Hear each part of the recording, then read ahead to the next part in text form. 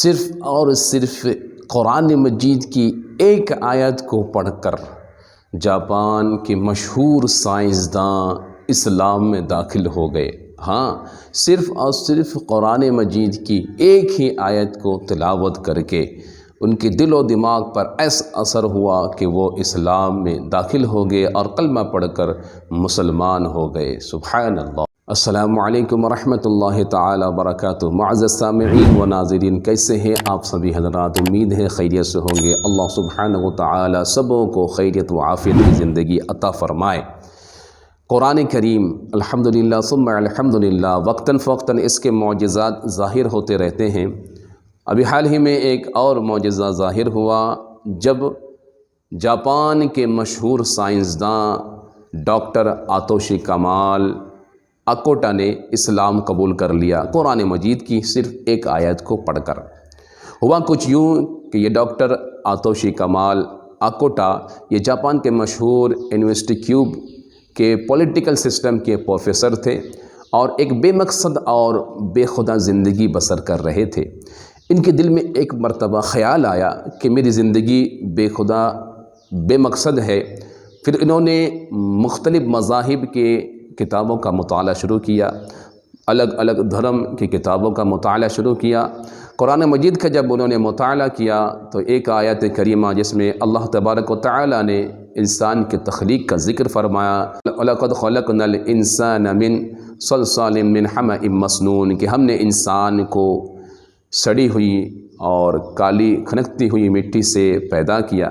اس آیت کو جب آپ نے پڑھنے کے بعد ان کے دل و دماغ پر ایسا اثر ہوا، اپنے جاپان شہر سے ملک شام میں ہیلپ کا سفر کیے اور وہاں پر آ کر انہوں نے صحیح طریقے سے عربی سیکھی، پھر قرآن پاک کا مطالعہ شروع کیا، قرآن پاک کو پڑھنا شروع کیا۔ پھر کیا تھا، قرآن پاک میں ان کے دل اور ان کے دماغ پر اور ان کے فکروں پر ایسا اثر کیا کہ وہ کلمہ پڑھ کے مسلمان ہو گئے، اسلام میں داخل ہو گئے۔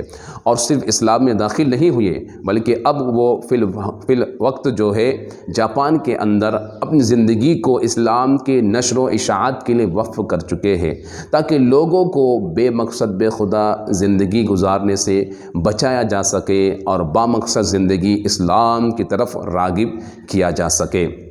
انہوں نے اپنے انٹرویو کے اندر بتایا ہے کہ اسلام قبول کرنے کے بعد میرے دل کو جو سکون حاصل ہوا ہے، قلب کو جو سکون حاصل ہوا ہے، اس سے پہلے کبھی حاصل نہیں ہوا ہے اور جو خوشی مجھے ملی ہے اسلام قبول کرنے کے بعد، گویا کہ اللہ تبارک و تعالیٰ نے زندگی کا بہترین تحفہ اسلام کی شکل میں مجھے عطا فرمایا ہے۔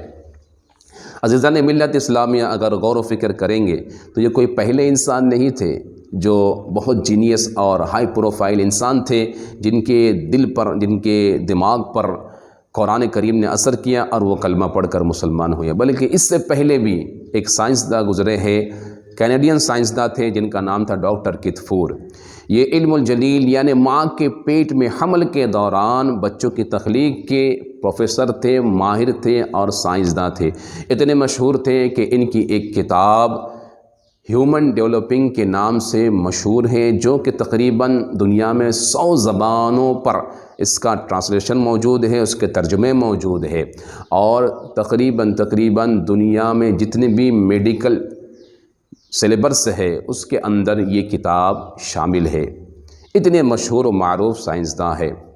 تو جب انہوں نے ریاض کا سفر کیا، ریاض میں جب پہنچے تو کسی شخص نے ان کے سامنے انگلش میں قرآن کا وہ نسخہ جس میں اللہ تبارک و تعالیٰ نے بچوں کی تخلیق کے بارے میں ذکر فرمایا، اس نسخے کو ان کے سامنے دیا اور انہوں نے جب اس کا مطالعہ کیا تو انہوں نے یہ اعتراف کیا کہ میری پوری زندگی کی جو ریسرچ ہے، جو تحقیق ہے، اس کے اندر جو کچھ مجھے حاصل ہوا ہے وہ ساری باتیں اور وہ سارا علم قرآن کی ان آیت کے اندر، احادیث کی روشنی کے اندر موجود ہے۔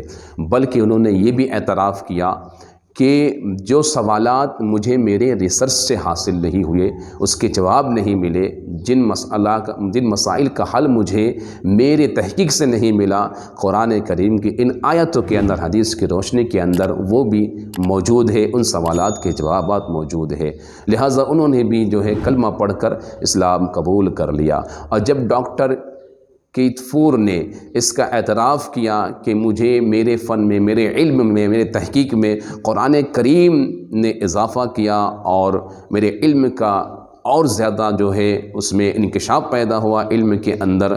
تو اس بات کو جب تھائی لینڈ کے ایک بہت ہی مشہور سائنسداں جو جلد کے تحقیق پر مامور تھے، جو جلد کے ریسرچ کر رہے تھے اور بہت ہی بڑے مشہور سائنسداں تھے، جن کا یہ خود کا ہی ایک تحقیق جن کی خود کی موجود تھی کہ جلد کو، چمڑے کو جب انسان کے جسم سے الگ کر دیا جائے تو پھر انسان کو تکلیف کا احساس نہیں ہوتا ہے۔ تو جب انہوں نے ڈاکٹر کیتفور کے اس بات کو سنے اور ان کے اعتراف کو سنے تو انہوں نے چاہا کہ میں بھی قرآن کا مطالعہ کروں۔ انہوں نے بھی قرآن کا مطالعہ کیا تو جب ان آیتوں کو پڑھے جس میں اللہ تبارک و تعالیٰ نے یہ ذکر فرمایا ہے کہ ہم جہنمیوں کو جب ان کے جلد گل جائیں گے، جب ان کے جلد گل کے الگ ہو جائیں گے جسموں سے، تو ہم دوبارہ انہیں چمڑی عطا کریں گے، جلد عطا کریں گے تاکہ جہنمیوں کے تکلیف میں کمی نہ ہو۔ جب انہوں نے ان آیتوں کو پڑھنے کے بعد وہ سوچنے میں پڑ گئے کہ میں نے اپنی تحقیق میں ابھی اس بات کو حاصل کیا ہے اور معلومات حاصل کی ہے، تو میری تحقیق تو اس دور میں ہے، لیکن صدیوں پہلے قرآن کریم میں اس کا ذکر موجود ہے۔ اور پھر انہوں نے بھی اسلام قبول کر لیا قرآن مجید کو پڑھ کر۔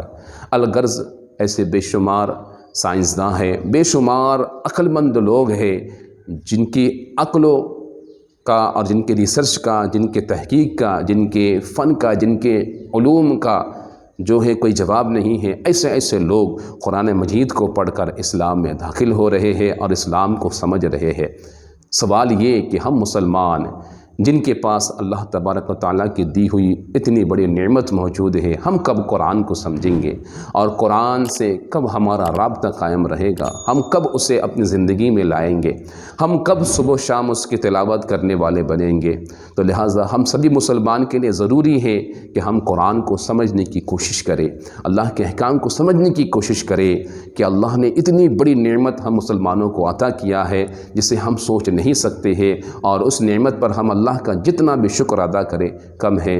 لہٰذا معزز سامعین و ناظرین، گزارش یہی ہے قرآن پاک سے قریب ہو جائیے، قرآن پاک کا مطالعہ کیجیے، قرآن پاک کو سمجھنے کی کوشش کیجیے۔ اللہ سبحانہ و تعالی ہمیں صحیح سمجھنے کی توفیق عطا فرمائے۔ لوگوں تک ضرور شیئر کریں اور دوسروں تک پہنچائیں تاکہ لوگ بھی اس سے اپنے علم میں اضافہ کرے اور اس سے نصیحت حاصل کرے اور قرآن کی طرف لوگ متوجہ ہو جائے۔ السلام علیکم ورحمۃ اللہ تعالی وبرکاتہ۔